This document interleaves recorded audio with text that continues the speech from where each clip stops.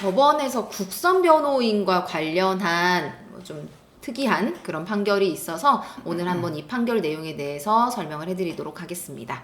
어떤 거였어요? 기본적으로 대법원에서 국선 변호인 선정 가지고 판결을 한다는 것 자체가 조금 맞아요. 기괴하죠. 어떻게 보면 기괴하죠. 어떤 뭐 많은 분들은 이제 전화 상담 같은 거 많이 하면 국선 변호인 어떻게 뭐 선정받을 수 있냐 이런 거 많이 물어보시니까 네. 이 기회에 한번 말씀드리도록 하겠습니다.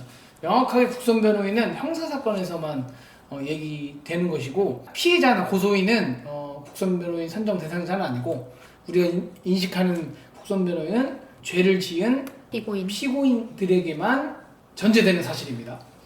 일단 형사소송법이 규정을 하고 있는데요. 피고인이 구속될 때, 미성년자일 때, 70세 이상일 때, 듣거나 말하는 데 장애가 있을 때, 심신장애일 때, 사형 무기 단기 3년 이상 징역이나 금고일 때, 또는 빈곤한 경우, 그다음에 이제 전반적으로 봤을 때 필요한 분 같다, 뭐 이렇게 여러 가지 사유들이 있습니다.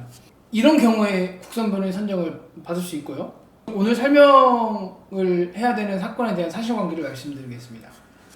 이 피고인이 국민기초생활보장법 위반 혐의로 기소가 됐는데요. 이 A씨는 사실혼 배우자인 B씨하고 함께 살면서 그의 승용차를 일상적으로 사용하면서도 마치 1인 가구이고 재산도 하나도 없는 것처럼 꾸며가지고 한 3년여 동안 국가로부터 2,528만 원을 부정 수급받은 혐의로 기소됐습니다. 1, 2심 재판부는 벌금 다 500만 원 선고했습니다.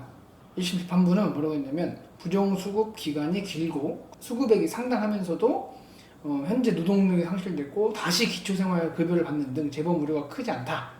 이렇게 벌금을 선고했고 2심 재판부도 1심 판단 그대로 인용했습니다.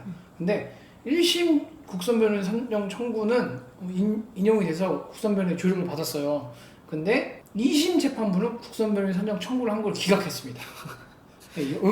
여기에서 조금 이제 대법원이 이렇게 판단을 한 것 같더라고요. 그러니까 사실 1심에서 국선 변호인의 조력을 받았는데 항소심에 가서 국선 변호인 선정을 해주지 않는 경우가 거의 없잖아요. 웬만하면 해주죠. 네. 그렇죠. 그리고 사실은 아까 최 변호사님께서 형사소송법에서 이제 규정하고 있는 내용들을 쭉 말씀해 주시기는 했지만 저희가 실무적으로 봤을 때는 거의 해주잖아요.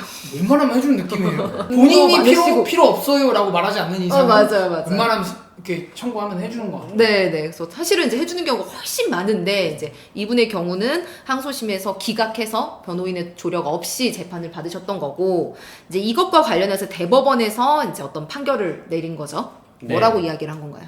대법원에서는 이 A씨가 2심에서 국선 변호인 선정 청구를 기각을 당했기 때문에 국선 변호인 없이 2심 재판이 진행이 됐는데 국선 변호인 없이 2심 공판을 진행했다는 그 사실이 A에 대한 방어권이 충분히 보장됐고 효과적으로 행사된 것이 맞느냐 이것을 쟁점으로 삼았습니다. 그래서 형사소송법 앞에 최 변호사님이 얘기해 주신 것처럼 빈곤 등의 사유로 인해서 변호사를 선임할 수 없을 때 국선 변호인을 선정하여 주어야 하는데 지금 이 A씨의 경우는 1심에서 제출된 서류들을 살펴보면 그 경제적인 능력이라고 하는 게 변호사를 선임할 수 없는 정도에 이르는 것으로 볼 수 있는 여지가 있어 보인다. 그럼에도 불구하고 2심에서 국선 변호인 선정 청구를 기각하고 변호인 없이 진행을 했다면 이 공판 심리 진행 과정이 A씨가 효과적으로 방어권을 행사할 수 없는 상태에서 진행된 것이라고 봐야 되기 때문에 국선 변호인을 선임해서 2심 재판을 다시 진행해야 된다라고 판단을 해서 결국 상고를 인용을 해서 다시 항소심으로 사건을 내려보낸 겁니다. 근데 이제 사실관계상 이 사람이 받고 있는 그 혐의 사실 자체가 결국은 수급자 지위를 악용했다라는 사실이 어느 정도 연관되어 있기 때문에 2심 재판부가 이제 관련 기록을 보면서 이 국선 변호인에 대한 선정 청구하는 그 행위 자체도 어찌 보면 국가의 어떤 수급권을 악용하는 거라고 봤을 수도 있을 것 같아요. 그런 판단 하에 이제 그 선정 청구를 기각했을 수도 있겠다는 생각이 드는데 어쨌든 그 사실관계 자체가 결국은 재판을 다시 또 해야 되는 상황을 이제 만들었다고 할 수 있습니다.